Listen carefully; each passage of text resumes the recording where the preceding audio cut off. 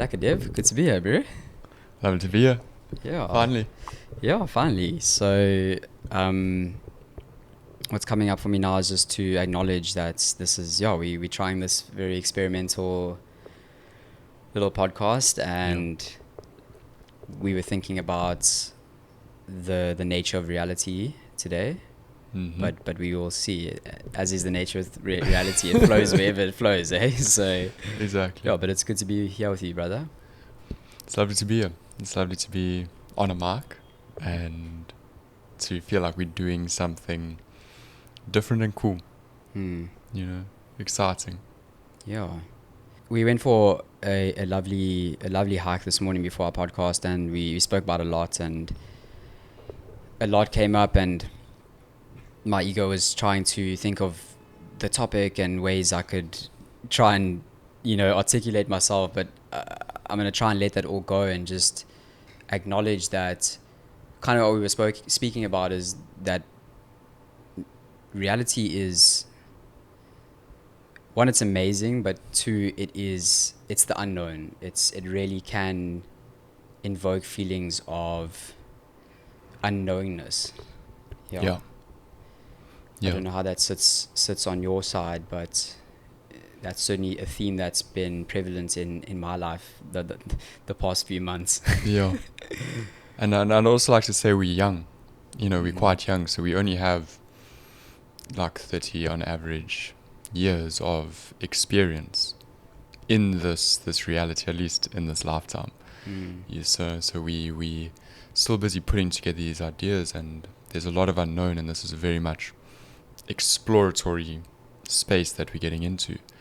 So what could be nice is if we set a little bit of a structure, and this is what I was thinking about. I've been reading, as I said, the Bhagavad Gita, and specifically Yogananda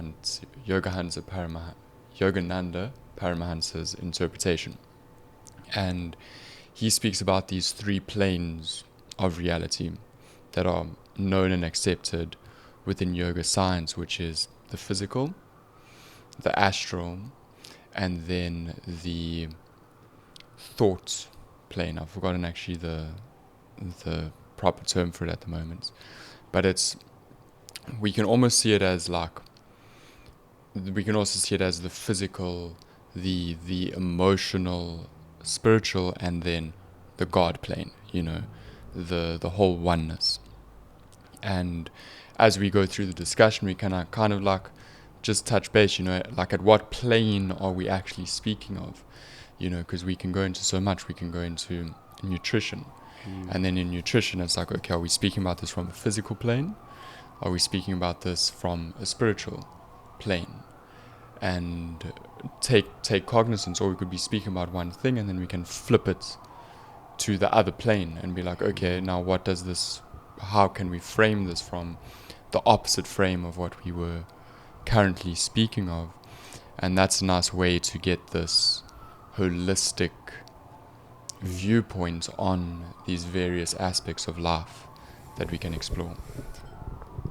I resonate with that a lot, and I like to have that sort of, I love, in some way, I structure. Sometimes I'm averse to it, but there's the side to me that loves the structure, and to have a formulation around the structure. And this reminds me, so you said it was the physical, it was what was the three planes? Physical, astral. I really wish I remembered the third one now. Okay. But it's essentially physical, astral.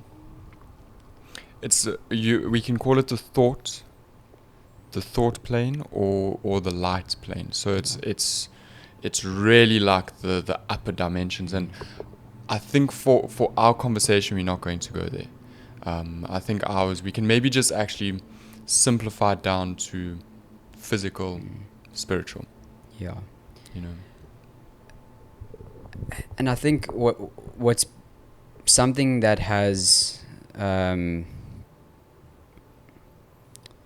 something that we spoke about, we were speaking about I'll give you an example, the physical being, it's the causal. I just remembered. Physical, astral, causal. The causal. The causal, okay. Yeah. Interesting. Causal. Okay. Everything is flows down from it. Yeah.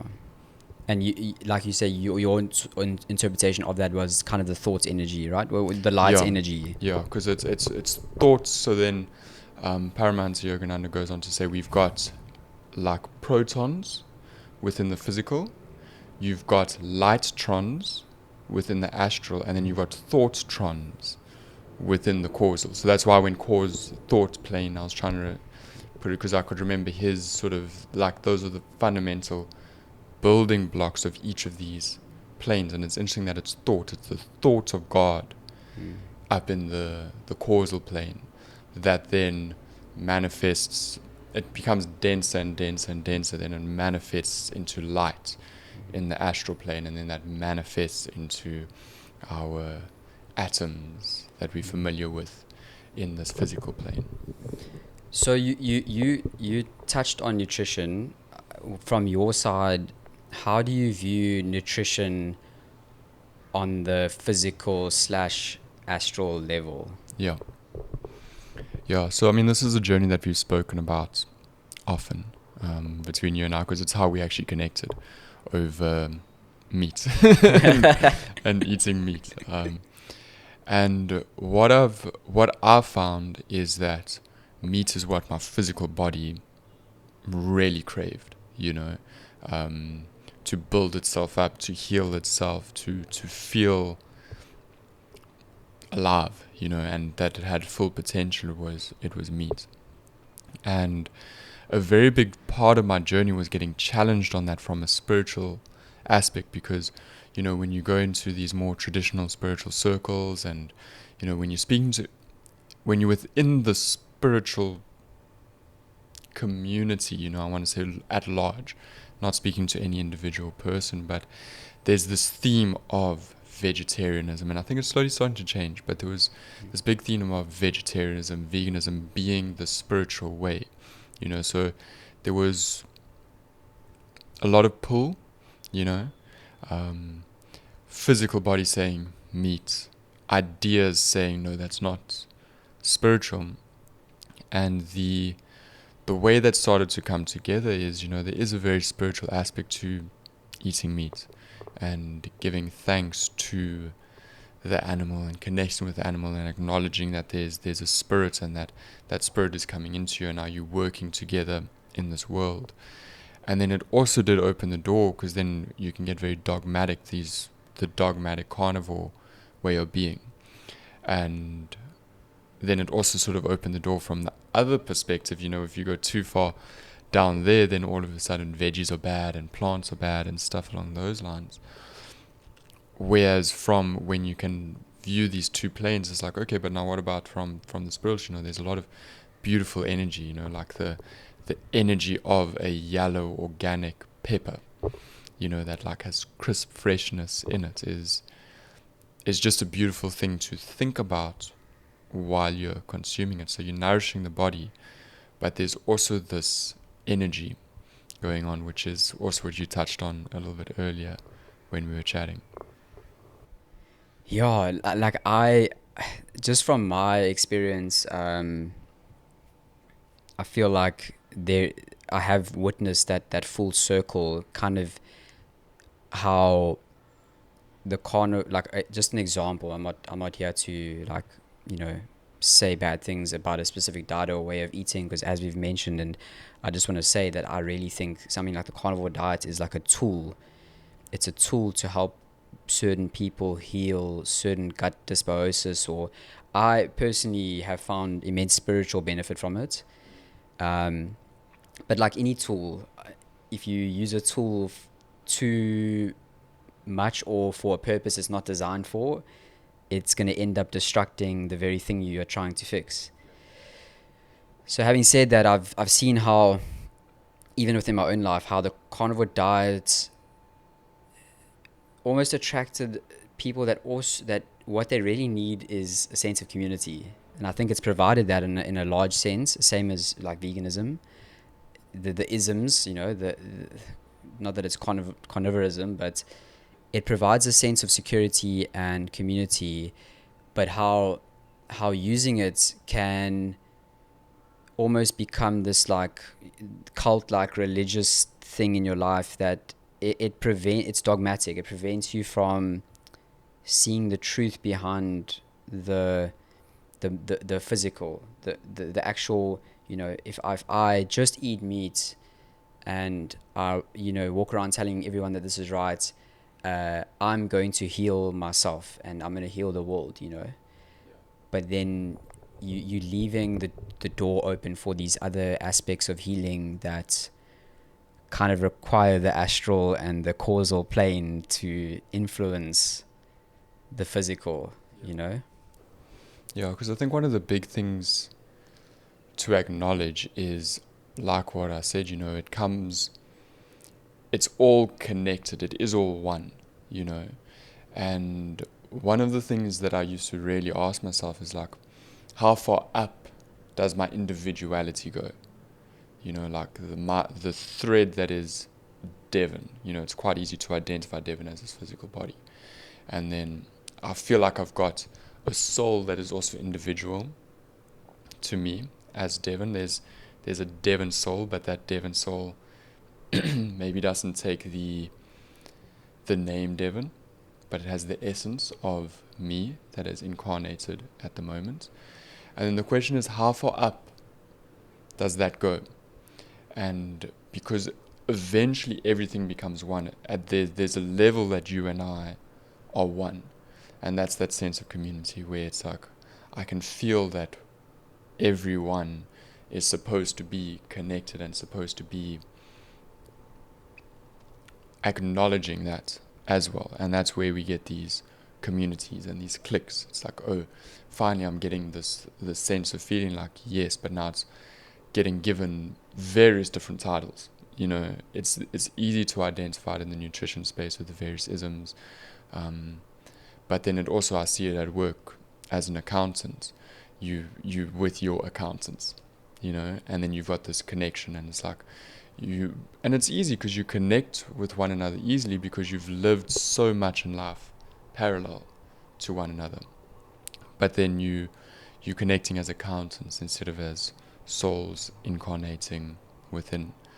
So I think that's something like it. And then when you look at your pepper exists within all of these planes of existence, and there's so much more to this pepper than just the yellowness to it. I want to come back to the accountant because I've got something that I want to discuss there with you, which I think is apt, but we also had a beautiful chat about how, if I just had to think about it, like the term "made with love."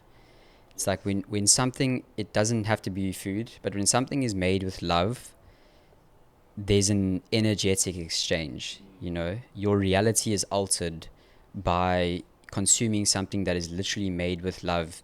There's an energy exchange. It's the same as the difference between buying factory farmed meat and regenerative meat. Yes, on a scientific level, you can taste the difference, and there is like a big difference. The big difference between the omega-3 fatty acids and 6, or the ratios and stuff. So science has done a great job at conceptualizing and solidifying that aspect of it. But what I've found is that I really think there is more to it. I've found spending time with people like Steph from Faltered or Farmer Angus, that this energetic exchange is so, I can feel it when I cook and eat the meat. It's an experience. I feel like ancestrally eating food, just a simple meal, giving thanks for this nutrition that is nourishing your body on an energetic level is so key. It's a key aspect to healing and having your reality exude that feeling of healing. So that was one of the aspects that I enjoyed. Is I just like to think about the studies that are done on water, and how certain vibrations influence the crystalline structures in water. There must be some science as to how the energy of like regenerative farming and regenerative meat, how the animal spirit is so aligned with the cycle of life, the cycle of death and life. Yeah. So that was a beautiful conversation, I wanted to ask you about the accountant. If I just had to think about we live in two separate worlds, you being more on the corporate side, me being more on the creative side, but how it is still one. And kind of this concept of spiritual seeking becoming like a mechanism for bypassing reality. Yeah. So an example would be somebody who is an accountant like yourself. They go and do a beautiful ceremony. I know you recently did one, which I think is beautiful, and at some stage I would love to talk more about it.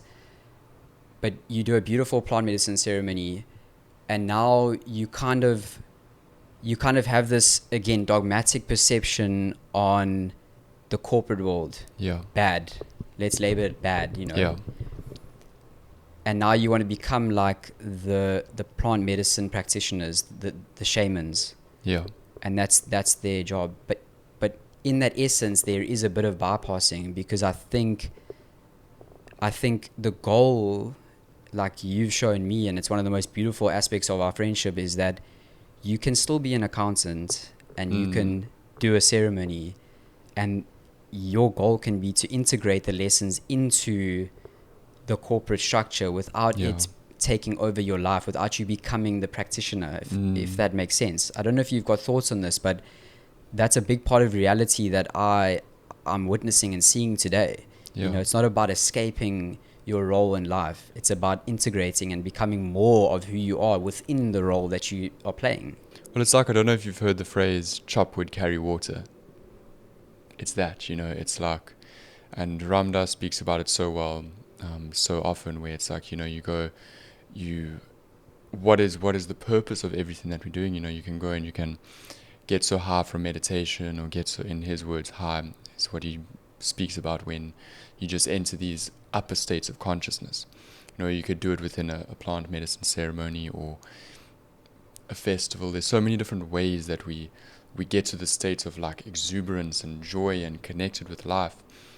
And then we come back, and then all of a sudden you can choose how you want to view your work. Because if you're going to be in this world, you have to contribute. That's the nature of the current state of reality. Maybe we can get to some point where we tap into that infinite abundance, and we have structures set up in such a way that humans can just be.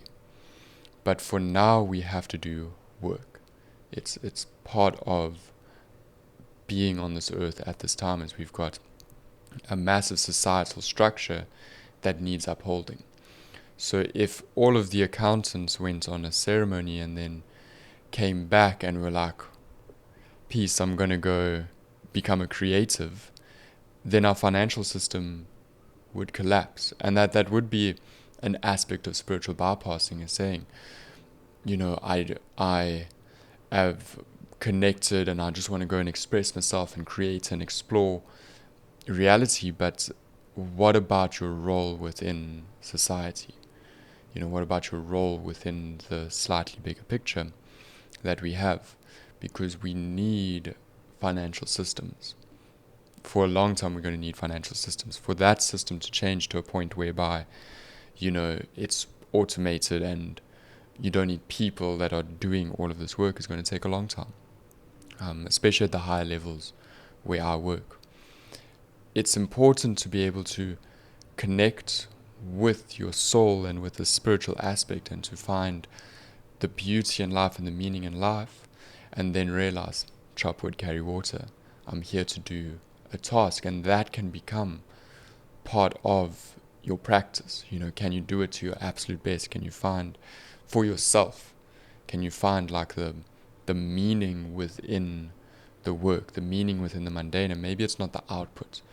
Maybe you find yourself in a place where you're having to work for corporations where you don't agree with their way of working. Like I've had to audit certain companies that I don't want to mention on here the names of the companies, but like large-scale cheese manufacturers, dairy manufacturers, whereby I know that I don't agree with their practices, but at the same time, my purpose is within the work that I'm doing. And if I choose to bypass and go and throw my toys out the cots and be like, I don't agree with this company, so I'm not going to audit them, then all of a sudden it's like, okay, but what if they aren't doing certain things correctly? Well, how about you use it as an opportunity to understand more of the business operations and what they are doing and how they're doing it, to sort of circle it back and identify area for potential change. Keep it open within yourself. See where life takes you, and then maybe you can implement change at a later point within there. So a big part of it is purpose and trusting where you are, how you found yourself there, and then doing the work to the best of your ability so that you enable yourself. If you do things to the best, you create possibilities. And then within those possibilities, you can start to find ways to change the system slowly, because it has to change.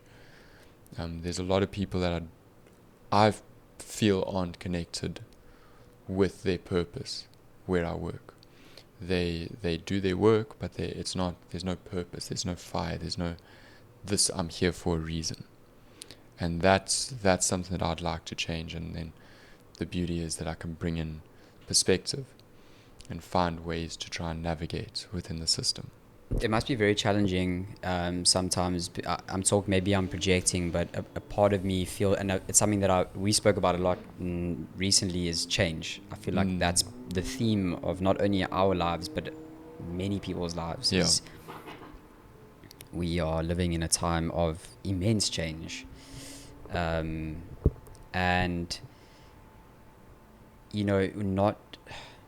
not wanting to physically go and change someone's point of view, by rattling them, or by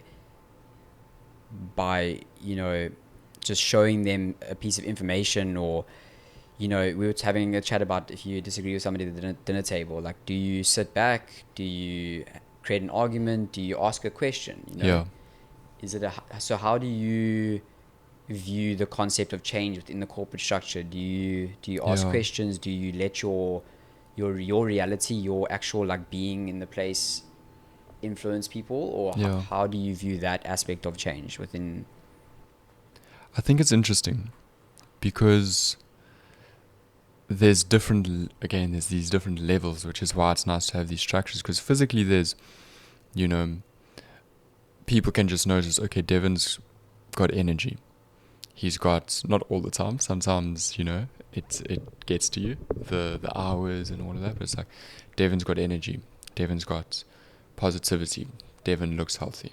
Okay, I'm using myself as an example here, but I'm saying those because that's what I try my best to embody. Not perfectly, no one's perfect, but that's what I try to embody. So it's, okay, you show up into this space, and physically you're looking healthy, physically you've got energy, you're speaking your voice, and you bring something new in. But then there's also something energetic, there's I'm showing up each day, and within my heart, although I may not think about it all the time, but within my heart, I've set an intention to bring change. That part of my purpose in showing up into this office every day is, number one, to audit, and number two is to start to encourage people to open up to the deeper aspects of themselves, and to just think, I'm here, I'm doing this every day. Is this what I want to be doing? Because if you can consciously say, this is what I want to be doing, it makes it a lot easier. Is this in alignment with my purpose? What else am I doing in my life that is bringing me closer and closer to my soul and to my purpose? And that's on now this more astral plane of things, where we all interacting with each other in ways that we can't necessarily understand energetically. If I'm showing up with an open heart, and I'm meeting someone else that is somewhere on the path, you know, and then they can ask questions. They can be like, yo, you know, what have you been up to? How have you got here? What are the tools, you know, all of these various tools. And my tools with things like yoga and cold exposure and obviously plant medicines and nutrition, you know, meditation, journaling, reading, you know, there's all of these tools. And once people start to have a little bit of an interest, then the opportunity is there for them to explore. And there's energetically changes happening, whether slowly or massively. You spoke about intention, and then it reminds me of like the idea of habits. Is this intention like a daily thing? Is it a habitual thing, or is it something that you set like once every quarter? Or how do you view intentions? Because I think intention would sit kind of on the astral level, hey, because if it's influencing that aspect of your life. Like, how do you view intentions in that respect? And you can maybe dive into habits as well. So this is what's nice about structures, you know. So it's structures are masculine, and intentions may be more. I mean, we can be masculine or feminine, but structures create spaces that get you to do things regularly based on your intentions and based on your purpose in life. You know, so you're not wishy-washy. So I created a structure within my office called Wellness Wednesday. And every single Wednesday, part of my responsibilities is I send a message to the entire office that comes from my heart. You know, so I set the intentions like, okay, I want to create change. And then I started to implement change by building a wellness structure within the office that, number one, just brings these ideas of change, you know, shifts people up a bit. And then every week I send through a message, you know. So my intention was I want to bring change.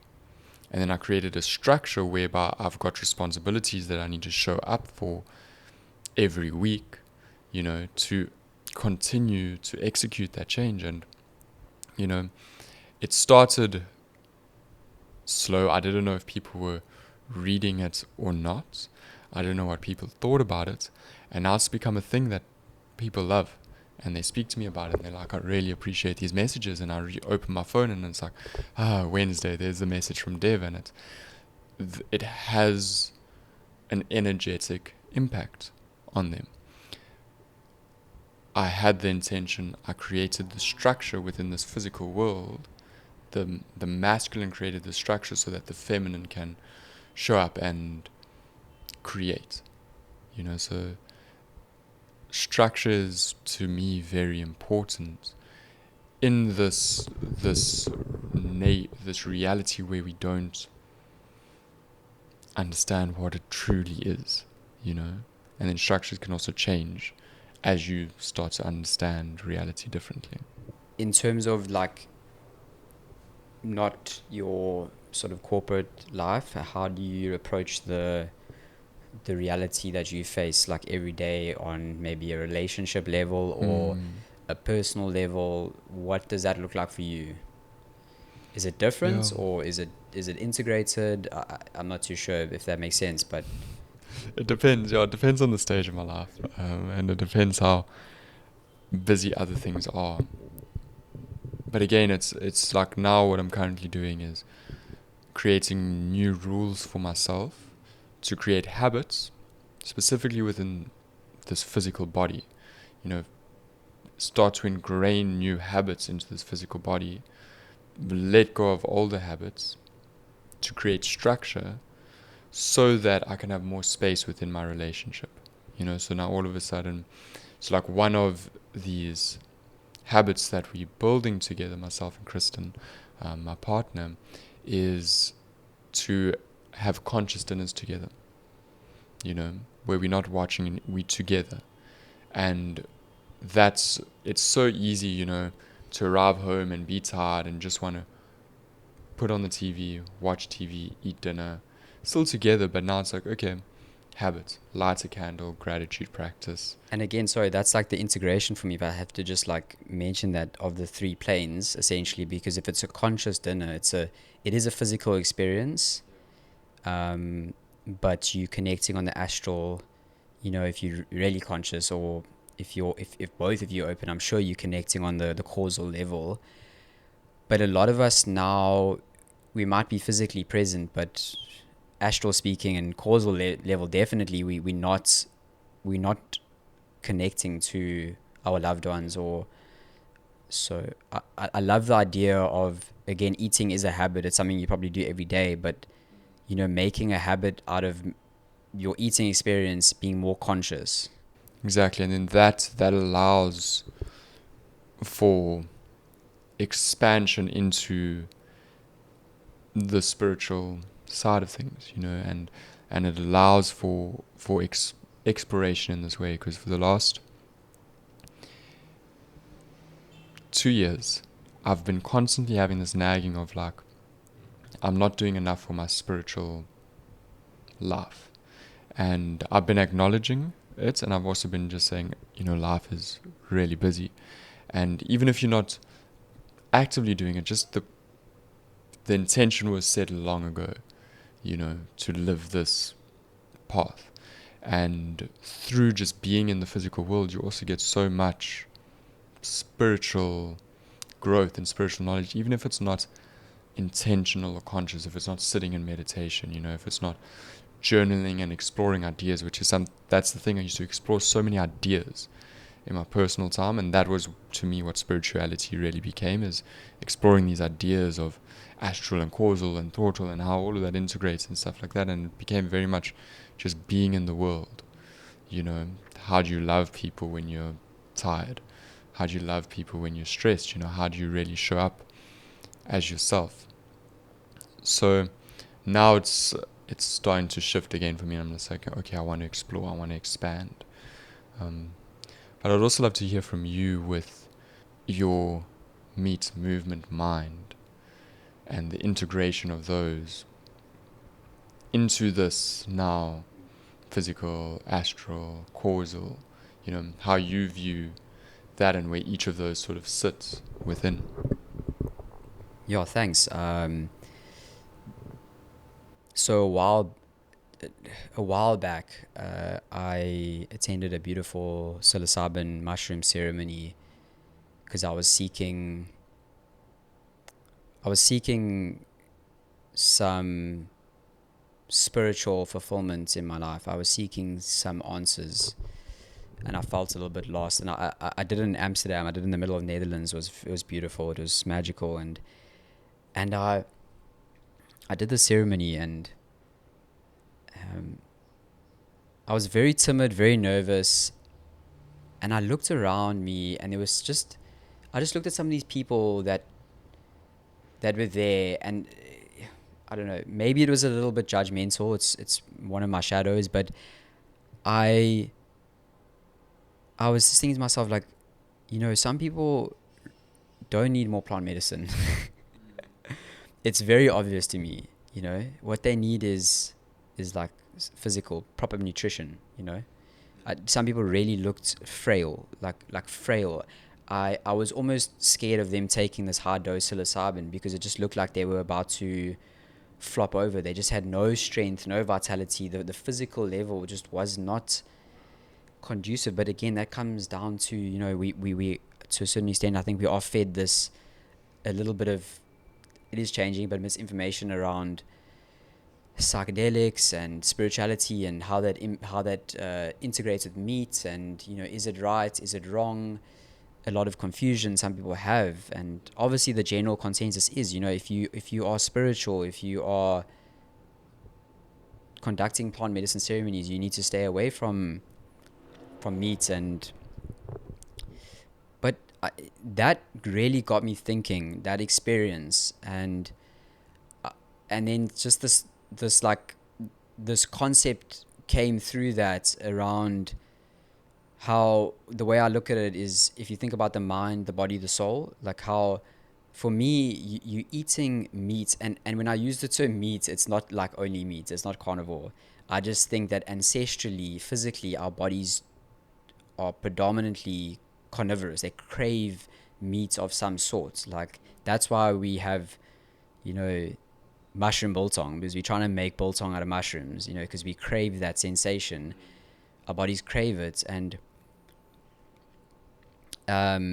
so when I say meat, I really just mean that for me, like a lot of your calories should come from some protein source, from an animal-based, ideally regeneratively raised protein source, and then whatever you want to put around that is okay. You know, if you use the tool of carnivore, like we mentioned earlier, to heal your gut dysbiosis, and then you come back to being a more animal-based, having fruits and whatever, that's cool. You know, obviously it goes without question that processed food and, you know, packaged food and food with lots of seed oils is going to affect your biology on some level, whether you like it or not, you know.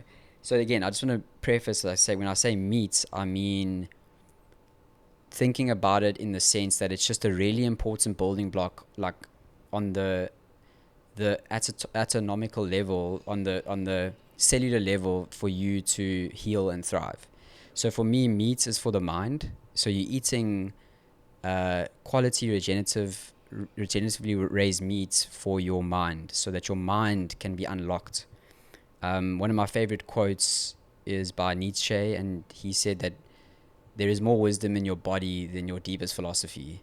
Yeah, I like So that. that really got me thinking, and the wisdom of my body craves quality animal-based protein and meat, and I believe it unlocks my mind on a very like shamanic level, in some, you know, some strange way. So it's a spiritual thing for me. It's an energetic exchange. And then we've got movement. So for me, movement is for the body. So it's meat for the mind, movement for the body. And movement for me takes the form of many different modalities. You know, it could be cold exposure. It could be walking, running, yoga, gym, CrossFit.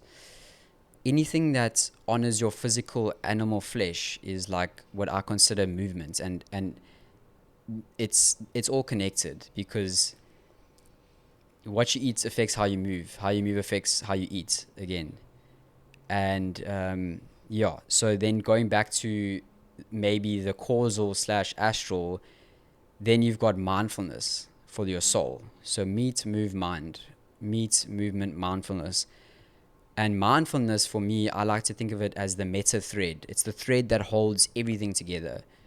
Without having some form of higher purpose or presence in your life, what is the point of doing whatever you're doing? You know, you can make $200 million, but if you're not present, and you don't have gratitude, and you're not connecting to yourself and others on the astral and causal level, then really, like, what are you doing? Like, what's the point of doing this? Because we all know there is this, not, it's not the final destination. I want to hear your thoughts on incarnation, because you mentioned it earlier, but there is this all eternal God as well, which is death and decay. And it's not the end, it's probably the beginning. But mindfulness to me takes the form of many modalities as well. I like to think of journaling as a form of mindfulness, journeying with psychedelics, nature therapy, going for walks in nature. Sex is another one. It's a beautiful form to connect with your partner, to connect with God. So mindfulness, it is the glue for me that holds everything together. So that's the way I like to. That's the concept that I've made, and like I said, I don't know how long it's gonna stick or where it's gonna go, but that's the way I like to think about it every day. Is like, that's why I asked about the habits. Is for me, if I'm ticking those boxes every day, if I'm doing the meat for my mind, if I'm moving for my body, and I'm being mindful for my soul, I'm awakening this inner guide in me. I'm awakening the wisdom that is inherent within my body. And I really, really do believe, again, go back to like the corporate environments, and that each of us has this inner guide that wants to be acknowledged, wants to be seen, it wants to be fed with the right substance. And the paradox for me is the letting go. Is letting go, not having too much control over the form that reality takes when you adopt a belief or a thought or something. Yeah, I really like that. I like everything that you said, and I suppose for me, the mindfulness takes the meat and the movement to a different level. It moves it beyond just that physical, which I think it's easy to get caught in. And I suppose for both of us, what's happened is our inner guide has started to wake up, and that's what's resulted in us sitting here and recording this podcast. And this is a way that nature has like shaped itself and formed itself to enable something interesting to happen. And if you become too attached to an idea, you limit yourself. I wrote this thing that I loved a long time ago that came up for me again in my most recent ceremony, which is, I am is all I can be. So from those limits I break free. Whatever I say I am is all that I'll ever be. So if I say I am this, then I am this. I've taken it's a structure, I suppose. I've created this structure on what I am. And it's just so, for me, it's so funny because nature is infinite. And we don't understand it. I think we've got these ancient wisdom, text, and knowledge that we're so fortunate to have access to. And we've got an idea, and everyone's got different ideas, and I've got a personal truth and you've got a personal truth, that this deeper guide of ourselves and this deeper aspect of ourselves is feeding to us slowly. But if we're too caught in I am this, then we limit ourselves to what we can become. Is that, would you say that's like a belief? So I know we were speaking about beliefs, and Yeah. you mentioned rules. That I would imagine a rule is kind of like a belief. I think earlier you said that. Yeah. But how does a belief impact your perception of reality? Yeah. And I say perception because it is actually a perception in a way. It's not actually how things are. Exactly. And like the story when we, like belief change in belief, like personal beliefs is very interesting. So rules and habits are a tool that I'm using to start to encode new things into my physical software and my physical operating system to make it easier for me to start to overcome some of these limiting beliefs that I'm aware that I have. So as an example, if you can have two people in a dark room, and if one person is scared of the dark, they've got this belief system that the dark is bad and creatures can lurk in the dark, then they're going to be experiencing all sorts of negative emotions in this dark room. And the next person can enjoy the dark and find it peaceful. And they're going to have a relaxing time, as long as the person is stressing isn't being loud about it. But they're going to have a relaxing time in the dark room. So there's two different belief systems, A dark room isn't inherently good or bad. It's a dark room, a room that doesn't have light in it. But based on your belief systems, it completely changes the way you experience the reality of that room. Another example that I'm thinking of is Please. myself and Devon we go to a men's group here in Cape Town, Brothers Rising. It's been integral to my journey of structuring new beliefs around masculinity, healthy masculine habits, and connecting with other men walking the path. Yeah. And I remember there was a guy in the group who he made a comment about it. If somebody's going to be tied down and you're not going to be able to control them, that's going to be a horrifying experience to them. And then another guy said, hang on, like, some people actually really like that. They actually get turned on by that. Yeah. Because their belief system, or their perception of reality is that they like being submissed. They like the fact that somebody is, taking control, and that they have no control. So exactly. That's just a very apt example. I think that's maybe even a more powerful example because it's more on the extreme. And it was interesting because we witnessed this man say, like, objectively, there's nothing worse than that. And it was such a strong belief system that he had in himself that he was like, this has to be reality for everyone, and we've been brought up into a culture that is very well defined, and also, I would say, quite disconnected from nature.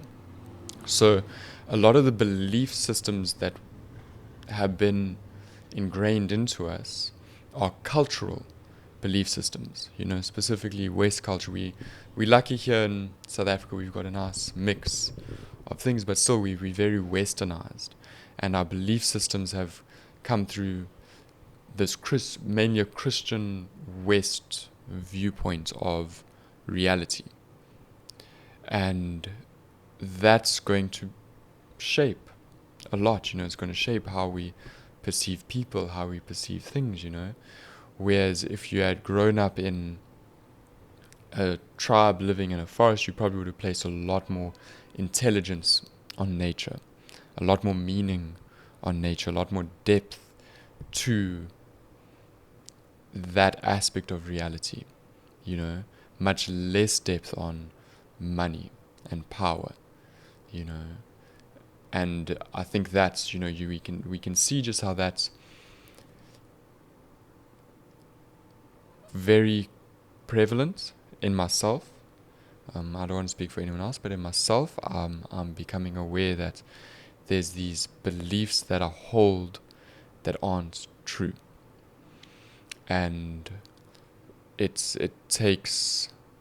Well, I'm now going to start learning how to release them. Bruce Lipton speaks of energy psychology as a method to release beliefs.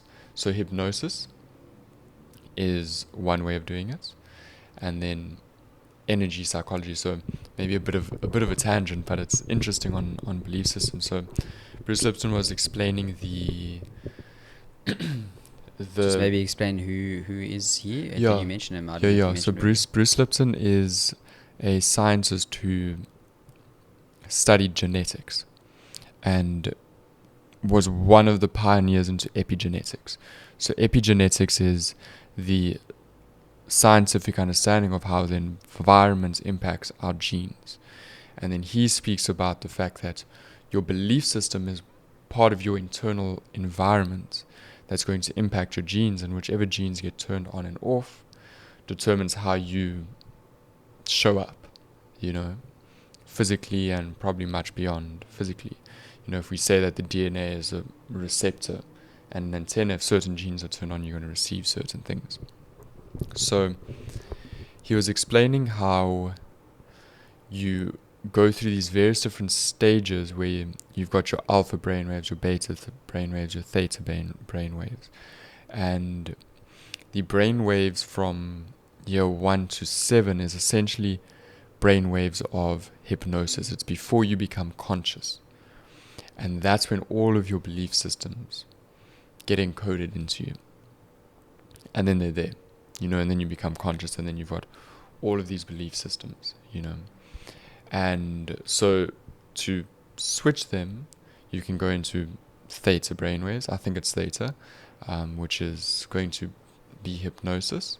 And you can start to work with your belief systems, or there's energy psychology or psych K or something along those lines, which I haven't looked into yet, which is a much shorter method of, and it's also what Murray was explaining to me, Murray being my facilitator on my most recent plant medicine ceremony.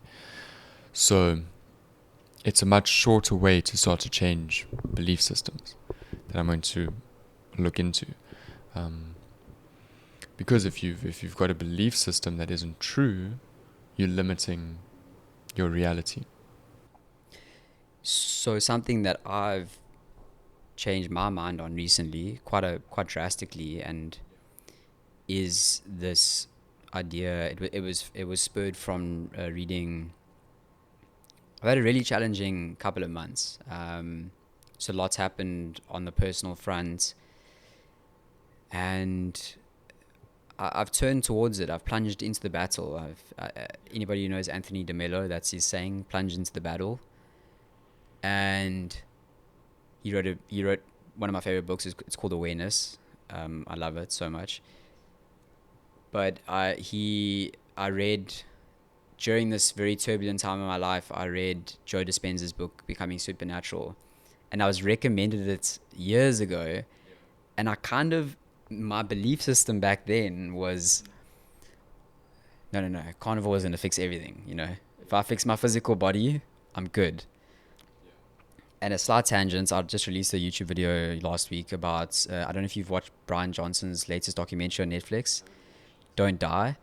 But his belief system is basically by overriding the body through giving every single organ and taking 52 supplements and doing all these things. By overriding the body on the physical level, you can change, you can kill, he calls it killing the mind. You can kill that little voice in the back of your head, which is, it's an interesting belief system. I'm not gonna badmouth it, but I kind of had that perception at the start of my health journey. Yeah. Way back in 2014, when I was severely overweight, very unhappy, lost all this weight, and kind of the belief that started to form was, oh, cool, if you change your physical body through diet and you have control over diet, you are successful, you're doing great, that was my belief. And that kind of prevented me from exploring true integration and actually understanding the energetic exchange between your thoughts and how it affects matter. Because the way Joe Dispenza explains it is like thoughts is energy. Like you have a thought about the past that you didn't like, or a good thought, it produces literally, scientifically, you can measure it using EEGs and EKGs. It literally produces a signal through your body that activates hormones and activates genes. Like that is science. It's there. You can see it on paper. He's done multiple studies in his workshops. And I read his book, and I kind of thought to myself, I'm like, I really need to change my beliefs. I really need to start working on habitually making sure that I'm creating an environment that is conducive to me healing and not falling into these. Because what happens is all these little thoughts that you have about yourself that maybe are not true, but they're thoughts that you've had since year 1 to 7. If you keep thinking those, you're going to keep creating the same version of you. Devon's going to just keep showing up as that same version. And I think a lot of people are kind of stuck in that cycle. But the minute you start to become aware of those thoughts and you make a conscious effort to not dive into the story that those thoughts are telling you, you're actually changing yourself on the physical level. You might not see it straight away, but I really, really believe this. And yeah, as challenging as it's been for me, I feel like my future self, Joe Dispenza, my future self is speaking to me. I really feel like I'm connected to my future self, and I'm also connected to my younger self. And we live in a continuum that is void of past, present, future. The lingo now is like, just be here now. which is great. I've always held that. Maybe you can give your 2 cents here, but you can't really just be here now. You are living in a plane of reality that is made up of the future, the past, and the present. And by purely focusing on the now, how are you supposed to create structure? How are you supposed to, you know, analyze past mistakes and very also just something that I sort of think about is that I don't think again, this is maybe a personal perception that I have right now, but being so fixated on the present is also not sometimes a healthy response to your traumas or whatever. It's about understanding and having awareness about this plane of reality that we live in. Yeah, no, I agree on that. I think, be here now is a very useful tool, that you can implement at certain points, because you don't want to be sitting in a dark room and fearing for your life because of all of these past things. Just be here now, look around, realize, okay, it's dark, but, realize there's no threat here. So if I was purely just here, I could be at peace. But the fact that you can't means, okay, I've got to go look into the past. I've got to go figure out what is it in my past that's causing me to be so uncomfortable in the present moment that I actually can't be here now. So if you in a place where you can purely just always be present, then be here now. Yeah, sure. And I just want to say that that's a form, if I think about it, being here now with your fear is a form of being present. Yeah. So if you do have that thought of the past and you realize that it's bringing up fear and you are being here now, it's not like you're not being here now. You are acknowledging the fear within you.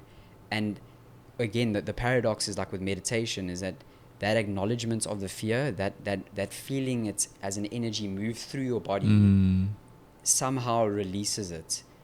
Yeah. It's kind of like we have this idea that we need to, when you see somebody, you don't really want to like acknowledge them, and at some stage they're going to come say hello to you. Yeah. That's kind of what happens, and then you don't actually enjoy the company that you have with the person you're talking to. Yeah. That's kind of the way I viewed it. Like, I like that. Yeah. Yeah, because again, be here now. What is now? At what level are we speaking about? You could be here now purely in your physical, following your breath, and then basic meditation. It's like, okay, I'm here now with my breath, and my mind's going to do things, and it's like, no, I want to actually just be here with my breath. But then mindfulness is like, okay, my mind's bringing this up. That's interesting. This emotion is coming up. That's interesting. Where is this coming from? Oh, memory from when I was a child. So my childhood is here now as well. Dream of the future. Okay, my future is here now as well. So like now again, you can slice it into so much more than just the room that you're in. It's interesting, and there's infinite depth in the now. How do you view dreams and its impact on reality? Yeah. I'm a big dreamer. I have crazy dreams almost every night. We were chatting this morning. We both had crazy dreams this morning. To the point where like I sometimes wake up disorientated because I think I was living a different life, But I haven't explored dreams to the extent that I feel like I should.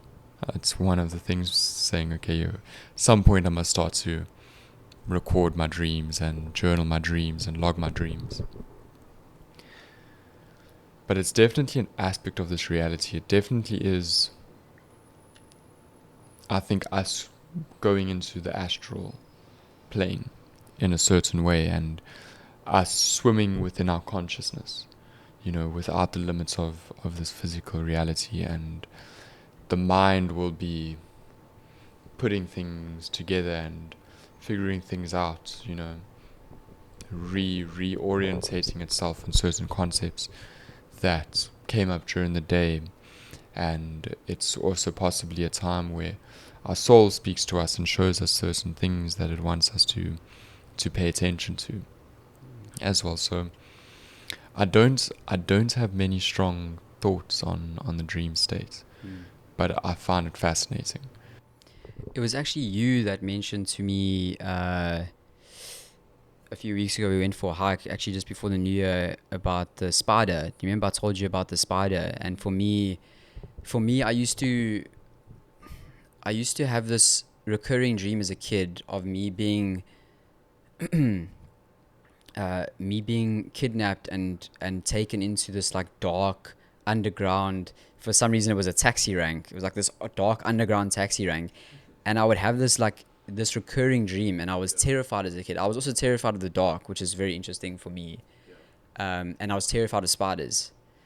And then I think a few weeks ago, I had this dream where I was in the ceremony, this plant medicine ceremony or some ceremony of some sort, I don't quite know. And then there was a spider. And instead of running away, I looked at the spider and I confronted it. And then I think you told me that the spider is a symbol for creativity. Yeah. Yeah, which I think is and beautiful. I'd found that out like the day before. Yeah, like, so that's the type of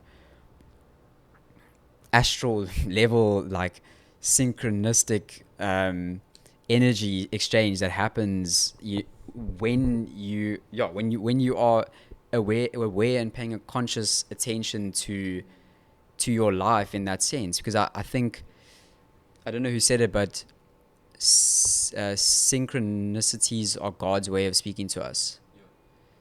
I really, really do believe that. And if I had to think about social media and how we met through social media, and through, again, like, you label something as like bad, like social media bad, but actually I've made some really, really cool friendships through social media, through the conscious use of it. And yeah, I don't know where you want to go with that, but again, just going back to the fact that these dreams have showed up, and in many ways I really think they are our unconscious way of speaking to ourselves. Yeah. The subconscious or the collective unconscious, I don't know. Yeah. It's a form of communication. That's for sure. And it's there in your example. It's showed us how, when you pay a little bit of attention to it, reality is conspiring to give you messages and to speak to you and to show you that you're not alone. And it's really beautiful once you tap into that aspect of reality, because then all of a sudden you do start to, it's like, that's when looking at the physical also becomes looking at the spiritual, because the bird flying past, was it just a bird flying past? Sometimes it is, or was there something more in that? And if you took something more from that, then there was something more in that, then there was a message there for you. And that's also when you open yourself up to the greater expanse of reality, then that becomes your reality. Yeah. And then life changes. I think it was in Recapture the Rapture by Jamie Wheel. He said, maybe, if you deny the sacred, the mundane will crush you. If you deny the mundane, the sacred will burn you. Yeah, that sounds like Jamie Wheel. Yeah, the interpretation being that mundane existence is actually like, it's fucking beautiful. Like, literally, some of the most profound moments I've had in my life has just been like me by myself, just being in awe of everything, just like grateful for every fucking thing that's around me. Like, just looking around and being, this is crazy. This existence is crazy. And but again, like, going back to the example of being spiritually bypassed by certain pursuits or whatever, if you're purely in that realm, the mundane will crush you, because you will constantly be seeking for you to get out of your own reality, you know. But there needs to be this cohesion of the mind, the body, the soul. Are we gonna put a pin in it there? How are you feeling? I think that was awesome. Yeah, lucky, dude. Thank you so much, my brother. Thank you, Meneer. Honored to be doing this with you. Yeah. And I'll just end off by saying, please support the podcast if you are listening to this. And I'll be posting this on YouTube as well. Don't forget to like, subscribe, comment, notification bell. Yeah. Goes a long way to help fund the channel. I've also started a little thing. It's called Buy Me a Coffee. So if you do want to support the channel, you can buy me a coffee. It's essentially like a small donation piece, because I don't have millions of subscribers, and even if I did, I think I would still want to just have like it be donation based. But thank you so much for indulging myself and Dev on this fantastic journey. I want you to speak about Purely Wild, but also just giving a sense of yourself and where you're heading in your journey. Yeah, definitely. So I've got a company called Purely Wild. We do desiccated organ supplements from wild venison. So beautiful liver, heart and kidney, harvested directly from the animals in the Eastern Cape, living their wild life, and bringing beautiful, high energy, high vibrational nutrition. So that's really, really awesome. And you can follow us at Purely Wild. There'll be a lot going on this year on the Instagram. And otherwise, DevB on Insta, it'll be tagged. And I just live, I write, and plan to start sharing quite a bit more. Thank you. Okay. Thanks, Boo. Thanks, Josh.